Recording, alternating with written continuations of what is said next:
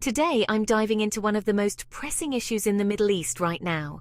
Israel has just passed a law banning the United Nations Relief and Works Agency, known as UNRWA, from operating within its borders and the Palestinian territories.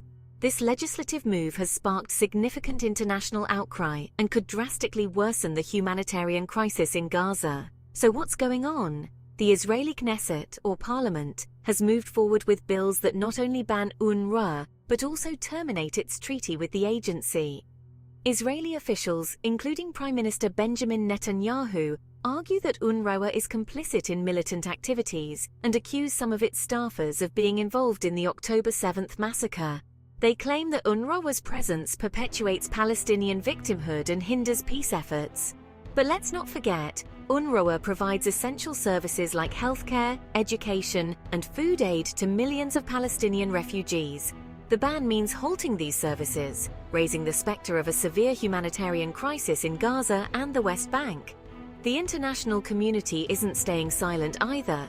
Over 123 member states have condemned Israel's decision. Even Israel's closest ally, the United States, has expressed concern. They acknowledge Israel's security fears but worry about the humanitarian impact on Palestinian civilians who depend on UNRWA. Talks for a Gaza ceasefire are resuming soon, mediated by the US, Egypt and Qatar. But the situation on the ground remains dire. On Monday, Israeli tanks pushed deeper into northern Gaza, trapping around 100,000 civilians according to the Palestinian Emergency Service. The Israeli military says these operations aim to eliminate Hamas militants regrouping in the area. Meanwhile, the conflict has spilled over into Lebanon. Israel's airstrikes and military actions in Lebanon have killed at least 2,710 people over the past year, according to Lebanese authorities. The violence has made ghost towns out of southern Lebanon, with Israel issuing evacuation orders for many areas. In Gaza, the situation is equally grim.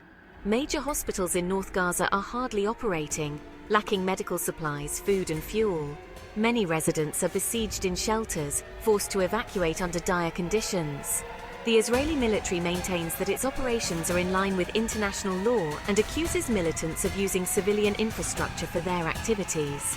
As the international community calls for a ceasefire and humanitarian relief, the war rages on.